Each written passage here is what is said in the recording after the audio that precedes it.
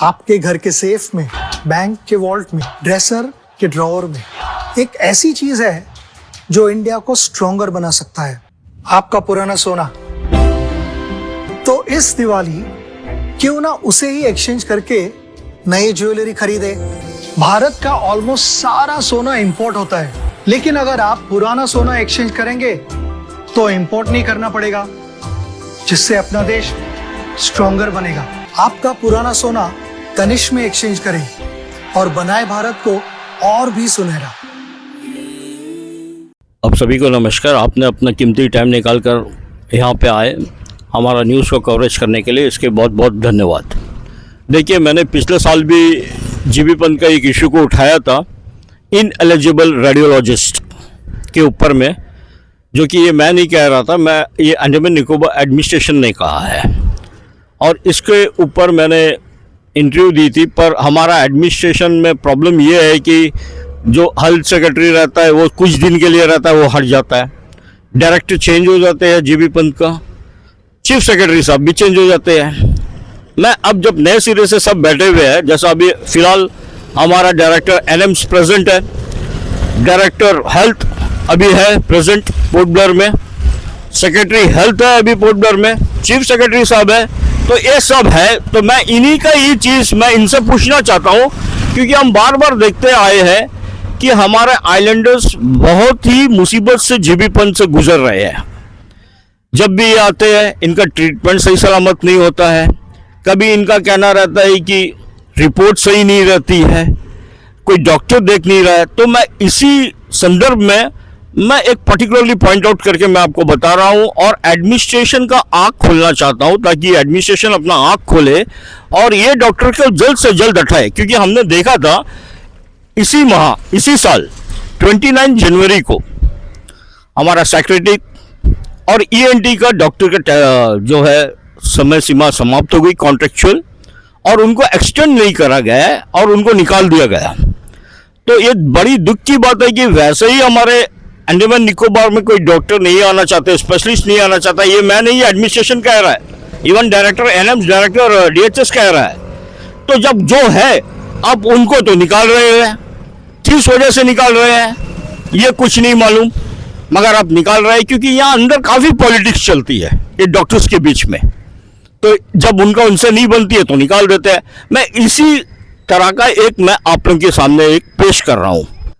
देखिए, ये नवंबर 2024 को हमारा Andaman Nicobar administration eligible candidate और इन eligible candidate for the post of specialist doctor के बारे में निकाला है।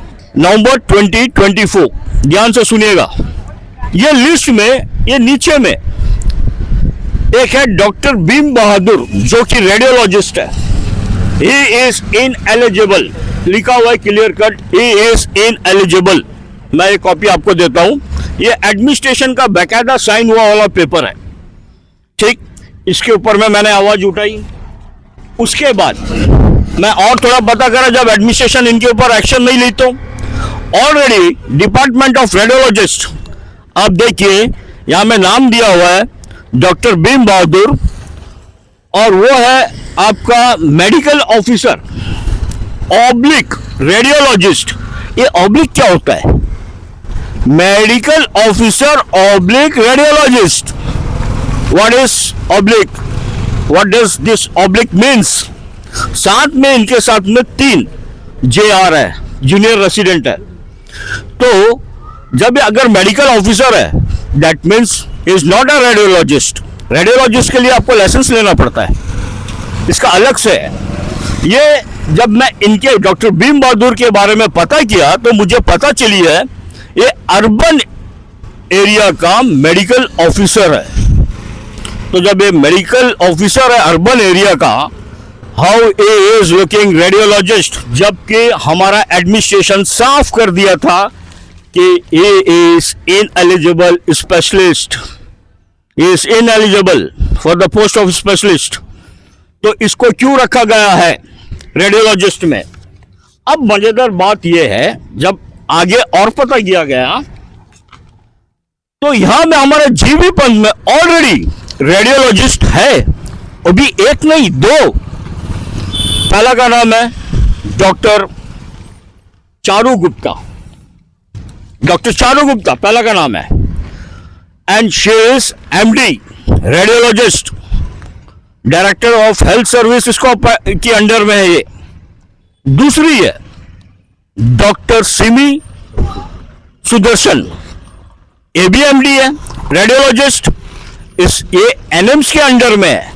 जब आपके पास ऑलरेडी 2 रेडियोलॉजिस्ट एमडी है तो आप डॉक्टर भीम बहादुर को रखकर, एक मेडिकल ऑफिसर को रखकर आप सीटी स्कैन एमआरआई का रिपोर्ट दे रहे हो, जो कि इसका कई कंप्लेंट आई है। ये पहला दफा नहीं है, कई कंप्लेंट इसका ऊपर ऑलरेडी हो चुकी है, मगर हमारा एडमिनिस्ट्रेशन खामोश है, आंख बंद करके बैठा हुआ है। अब जो है रिपोर्ट ए भी, ये जो मैंने 2 डॉक्टर का नाम लिया है, ए भी दे रहे हैं, ए भी दे रहा है। तो भाई ये क्यों दे रहे हैं जब आपके पास में रेडियोलॉजिस्ट, आप इनको मेडिकल ऑफिसर है, ये वो भी अर्बन एरिया का, आप वहां भेजिए ना, आप इसको कहां से रखे है। तीसरा और मजेदार चीज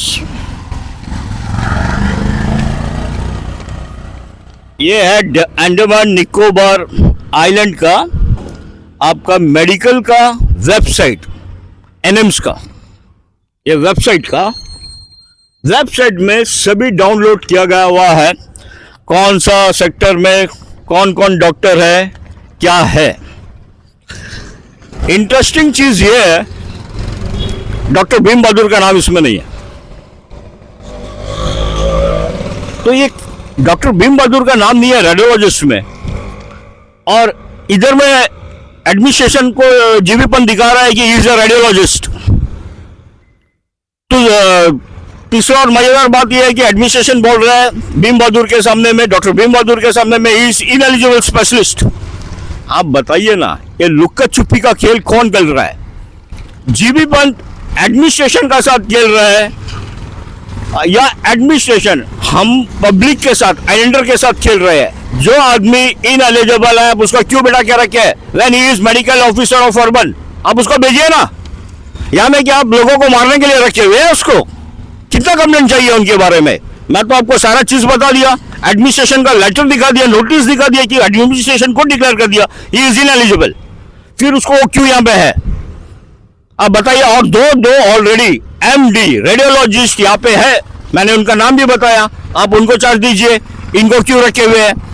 प्रॉब्लम क्या है यहाँ में हमारा अंडमान निकोबार आइलैंड में? हमारा एडमिनिस्ट्रेशन का आंख इसलिए बंद है या पता नहीं कोई लोग इनका चापलूसी करते हैं, मुझे ये समझ में नहीं आ रहा है। आप ध्यान से देखिए, जब से डॉक्टर एम के शाह मेडिकल सुपरिटेंडेंट बन के बैठा हुआ है तब से ये यहाँ पे मेडिकल में आपको कोई भी चीज ठीक से नहीं दिख रही है, ना ही मेडिसिन, ना ही ट्रीटमेंट, ना ही डॉक्टर, ना ही स्टाफ। और क्या हमारा अंडमान निकोबार में क्या एक ही मेडिकल सुपरिटेंडेंट है जो देख सकता है डॉक्टर एम के शाह? बाकी कोई एलिजिबल नहीं है क्या उसके लिए? ये रिटायर हो जाता है, उसका बाद फिर इसको एक्सटेंशन मिलता है, इसके बाद ये खुद अपना रेजिग्नेशन देता है, फिर जाके वापस लेता है, एडमिनिस्ट्रेशन बोलता है ठीक है तुम बैठ जाओ। ये क्या हो रहा है? अरे भाई ये है GB Pant hospital, general hospital. जब एम के शाह, डॉक्टर एम के शाह नहीं रहता है तो डेंटल से लेके डॉक्टर को बिठा देते हैं, मेडिकल सुपरिटेंडेंट बना देते हैं। अरे भाई ये डेंटल का हॉस्पिटल नहीं है, ये जनरल हॉस्पिटल है। क्या इतना भी नहीं मालूम है हमारा एडमिनिस्ट्रेशन को? आप जनरल हॉस्पिटल में आप जनरल जो भी सीनियर डॉक्टर है जो एलिजिबल है आप उनको बिठाइए ना, वो देखेगा मेडिकल सुपरिटेंडेंट का जो भी है। ये क्यों आप इसको लेके नचा रहे हो जो कि कुछ नहीं कर रहा है? दिन का दिन हालत खराब हो रहा है, इंजेक्शन नहीं मिल रहा है, मेडिसिन नहीं मिल रहा है, स्टाफ शॉर्टेज है। हाँ आप देखिए कैजुअलिटी में, आप शाम के समय आके देखिए कैजुअलिटी में ड्यूटी रहती है वार्ड बॉय का। आपका एम्बुलेंस का अगर कॉल आता है यही कैजुअलिटी का वार्ड बॉय को एम्बुलेंस में भेजते हैं। अगर उस बीच कोई पेशेंट आ गया या पेशेंट को ट्रांसफर करना है, कौन करेगा? कौन करेगा? ये नहीं दिखाई दे रहा है। एसी चैम्बर में बैठ के, कोट पहन के बैठ के, कार में आके जाके उतना ही और तनख्वाह उठाना आता है क्या? बाकी यहाँ का लोग मरे हैं, ये हालत है। अब मैं पूरा बेकायदा आपको एक एक लेटर के साथ, नाम के साथ, वेबसाइट के साथ, सभी माध्यम से एडमिनिस्ट्रेशन के सामने में रख दिया है। अब हमारा मांग यही है डॉक्टर भीम बहादुर को वापस, जो कि ये मेडिकल ऑफिसर है, इसको वहाँ भेजा जाए। और हमारे यहाँ दो एमडी रेडियोलॉजिस्ट है, आप उनको जगह दीजिए। साथ में ऑलरेडी 3 जूनियर रेसिडेंट हैं, वो देखेंगे। और जो भी रिपोर्ट हमारा स्पेशलिस्ट को देना होगा, स्पेशलिस्ट डॉक्टर को, जो जैसा कि सीटी स्कैन का हो, जैसा कि एमआरआई का हो, या हमारा एमडी 2 में से जो भी है वो देंगे। ये क्यों मेडिकल ऑफिसर दे रहा है, जो कि क्वालिफाइड ही नहीं है, एलिजिबल ही नहीं है? तो मेरा एडमिनिस्ट्रेशन से यही रिक्वेस्ट है कि आप इनको जल्द से जल्द हटाइए इस पोस्ट से, और जो एलिजिबल है उसको दीजिए। और ये medical superintendent doctor M.K. Shah, इसको भी हटाइए। और जो है एलिजिबल, क्योंकि ये मेडिकल जनरल हॉस्पिटल है, ये डेंटल का नहीं है या और किसी का नहीं है, आप जनरल हॉस्पिटल का जो भी डॉक्टर एलिजिबल है आप उनको बताइए एमएस में। धन्यवाद। आप सबके बीच में मैं 2 शब्द रखना चाहूँगा, क्योंकि ये ज़रूरी है। जैसे कि हम यहाँ पे जानते हैं कि हमारे DHS और एनिम्स मिलकर जो है यहाँ का खास करके जो जीवी पंत हॉस्पिटल है उसको चला रहे हैं। और इसमें तालमेल ना होने के कारण जो है आम पब्लिक को अपना जान भी गंवाना पड़ता है, और जो भी प्रॉब्लम्स आता है उसको जो है ये दोनों मिलकर जो है सॉल्व नहीं कर सकते हैं। और जो हम लोग देखे हैं फ़िलहाल में कि अगर हम लोग DHS से बात करते हैं तो वो एनिम्स को ऊपर छोड़ देते हैं, और एनिम्स से बात करने से जो है वो DHS के ऊपर में ब्लेम करते हैं। तो अभी दुविधा ये है कि ये डिसीजन कौन लेगा। ये जो प्रॉब्लम हमारे आइलैंडर्स के सर के ऊपर में थोप दिया है, इसका सॉल्यूशन कैसे निकलेगा, जबकि यहाँ का आपका जो है honourable lieutenant governor admiral DK Joshi ji जो है यहाँ का प्रेसिडेंट जनरल बॉडी एनिमर्स है, ठीक है। उसके बाद आपका चेयरपर्सन एग्जीक्यूटिव कमेटी एनिमर्स में आपका यहाँ का हमारे जो चीफ सेक्रेटरी सर हैं डॉक्टर चंद्रभूषण कुमार। तो मेन बात यह है कि जब LG चीफ सेक्रेटरी हमारे एडमिनिस्ट्रेशन डायरेक्टली जुड़ा हुआ है एनिम्स से, और एनिम्स का जो खस्ता हालत है पिछले मेरे नॉलेज में तो 4 से 5 साल जो है हम लोग सिर्फ HRS की तरफ से मेरे ख्याल से 90% जो क्वेश्चंस है वो एनिम्स के ऊपर में ही आया है, उनके डॉक्टर्स के ऊपर आया है, उनके जो मैनेजमेंट सिस्टम है उनके ऊपर आया है, और साथ साथ में ऑब्वियसली ये DHS के ऊपर में भी हम लोग काफ़ी सारा क्वेश्चंस किए हैं। लेकिन ये सबका जो डिसीजन मेकर्स है, जो सॉल्यूशन गिवर है, उन लोग तो हमारे आइलैंड के टॉप पोस्ट में बैठा हुआ एक LG है, एक चीफ सेक्रेटरी, एंड न जाने और भी कितने डॉक्टर्स और यही के लोग रहेंगे। क्या इनको क्या समझ में नहीं आ रहा है? ये किस भरोसे में अंडमान का डेवलपमेंट चाह रहे हैं? हम भी चाहते हैं कि अंडमान का डेवलपमेंट हो, यहाँ पे जो भी इम्प्लीमेंटेशन हो वो हमारे आइलैंडर्स के लिए सही हो और मॉडर्न हो, ताकि वो बाहर दुनिया से जो है compete कर सके। एब्सोल्युटली हम भी चाहते हैं, लेकिन ढंग ऐसा है, ट्रेलर ऐसा है, क्या सोच के जो है हमारे जो एक सोसाइटी बेस्ड एनिम्स है जो कि एक मेडिकल कॉलेज के हिसाब से यहाँ पे आया था, उनको जीवी पंत हॉस्पिटल दिया गया, किस कंडीशन में दिया गया? ऑब्वियसली बेटरमेंट के लिए ही दिया गया होगा, या कुछ ऐसा सोच रख के या ऐसा कोई दावा रख के, प्रोमिसेस रख के दिया गया होगा। क्या मिल रहा है हमें क्या मिल रहा है? तो इसका आंसरेबल कौन होना चाहिए? हमारे चीफ सेक्रेटरी साहब, हमारे LG साहब सामने आए और इसके बारे में जो हेल्थ सेक्टर का खस्ता हालत है, I am not talking about only GV Pant hospital, I am talking about total health sector in Andaman and Nicobar islands. ये तमाशा और नहीं चलेगा।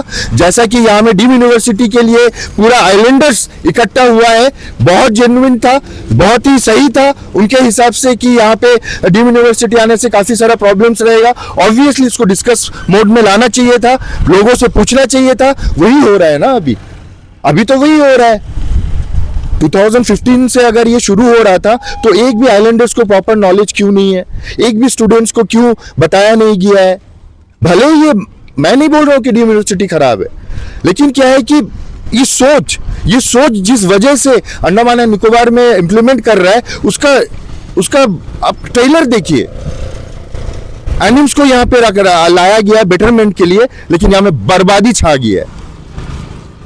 ऐसा कोई दिन नहीं है, ऐसा कोई लोग नहीं है पेशेंट्स यहाँ पे आते हैं और हेल्थ सेक्टर को गाली नहीं देते हैं। ये अभी बहुत हाई टाइम हो गया है। अब जो भी इश्यूज हम लोग इतना दिन से झेल रहे थे, उसके लिए रोड पर आने का जरूरत है।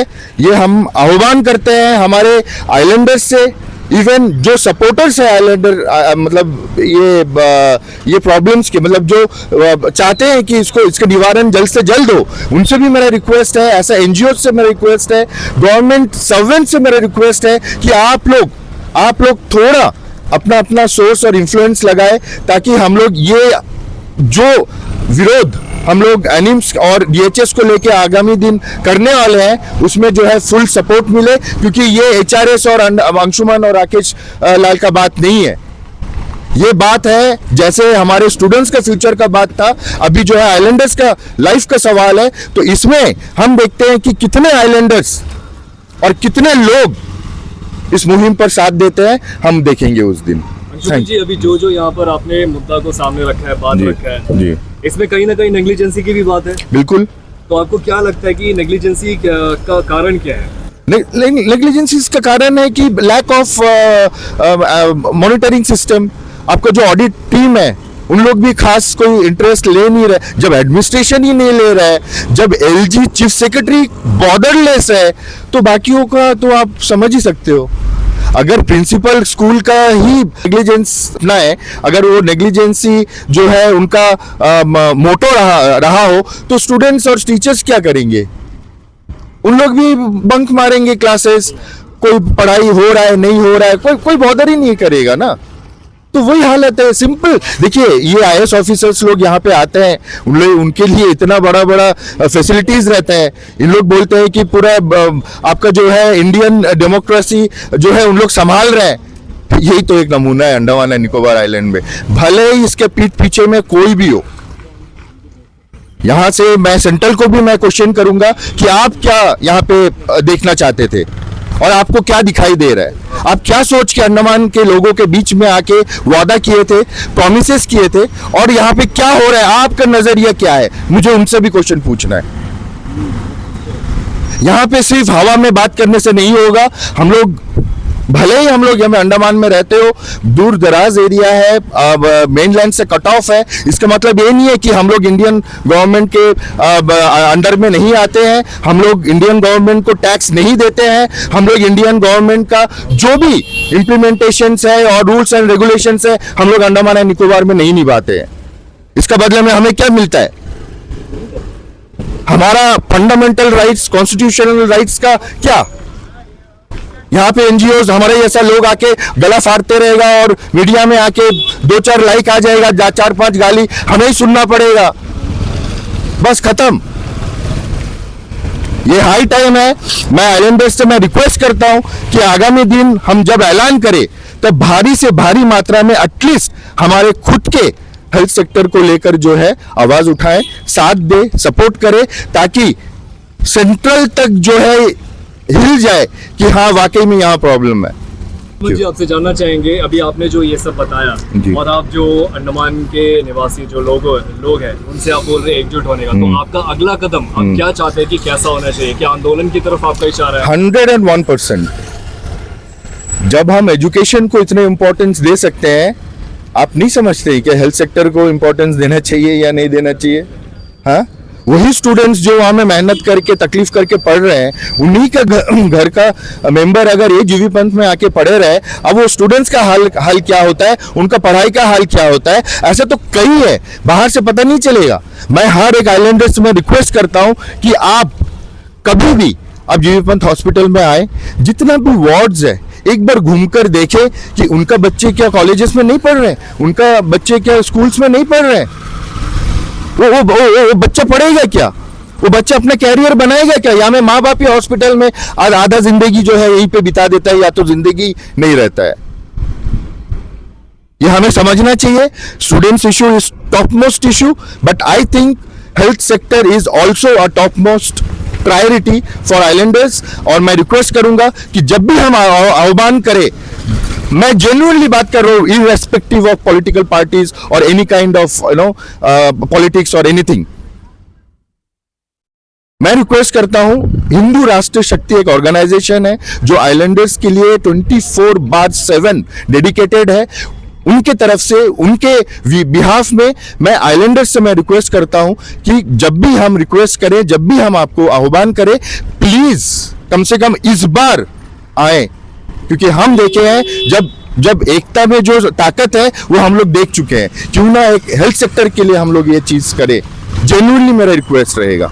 Thank you so much. देखिए, आपने जैसा अभी एक सवाल किया था पहले में, तो मैं आपको बता दूं, आप जाइए एनएम्स का वेबसाइट में, ठीक है, एनएम्स का वेबसाइट में जाइए। इसमें से एक 10-11 लोग जो है बोर्ड ऑफ डायरेक्टर्स है एनएम्स में। स्टार्टिंग होता है हमारा लेफ्टिनेंट गवर्नर साहब से, दोनों हॉस्पिटल के डायरेक्टर्स हैं, इसमें मेडिकल सुप्रिटेंडेंट भी है, ठीक है। एक खासियत इसमें यह है, देखने वाली बात है कि हम जैसे आइलैंडर्स जो है के लिए ये जीबी पंत हॉस्पिटल है, मगर आप ये पता कर लीजिएगा, जितने भी आईएएस ऑफिसर है इनको गवर्नमेंट अलाउंस देती है कि आप मेनलैंड में जाके अपना ट्रीटमेंट कहीं पर में भी करा सकते हैं। जरूरी नहीं आप जीबी पंत में कराए, आप मेनलैंड में जाके करा सकते हो। ये एक गवर्नमेंट ऑफ इंडिया का एक वो है, आपका इनको एक बेनिफिट दिया गया हुआ है। दूसरा चीज आप देखिए, जैसे ये डायरेक्टर्स है, ये डायरेक्टर्स का जो पे बेसिक स्केल के हिसाब से ये भी जो है अपना छुट्टी लेके चले जाते हैं, मेनलैंड ट्रीटमेंट करा के आते हैं, पैसा ले लेते हैं। आप देखिए, ये जो आयुष्मान भारत जो स्कीम चल रही है, ये सेम एनईसी स्कीम की तरह है। अगर यदि आप रेफर होते हो जीबी पंत से और आप जाके ट्रीटमेंट करा के रीएम्बर्समेंट ले सकते हो, और इसका पूरा देख रेख जो है डॉक्टर पी लाल कर रहा है। मगर अफसोस है, ये बहुत सारा हमारा आइलैंडर्स को इसका बारे में अवेयरनेस नहीं है, जानकारी नहीं है। लोग जाते हैं, अपना रेफर में जाते हैं, अपना ट्रीटमेंट कराते हैं अपना पैसा से और वापस आ जाते हैं। आप बताइए, हमारा अंडमान निकोबार एडमिनिस्ट्रेशन कितना कई स्कीम्स को छुपा के रखा हुआ है, हमारा आइलैंडर्स के सामने नहीं लेके आ रहा है। आप आपके ही सामने देखिए, जन औषधि केंद्र जो कि हमारा प्राइम मिनिस्टर की स्कीम है, ये खुली हुई थी स्टार्टिंग में, उसके बाद बंद है। जन औषधि जो है इनका अपना पोर्टल है और जीबी पंत का जन पोर्टल है। इनका मेडिसिन जन औषधि पोर्टल से आती है और इनका जम से। आप बताइए, आपने देखा होगा, आपको कई पेशेंट ने इंटरव्यू भी दिया होगा कि रात को 11-12 बजे ऐसा कभी कभी पेशेंट सीरियस हो जाता है तो उनको डॉक्टर बोलता है आप ये मेडिसिन लेके आ जाइए, क्योंकि फार्मेसीज में आपका बेसिक मेडिसिन मिलता है जो ज़्यादा जरूरी वाला रहता है, इंपॉर्टेंट मेडिसिन, वो आपको ओपीडी के समय मिलेगा।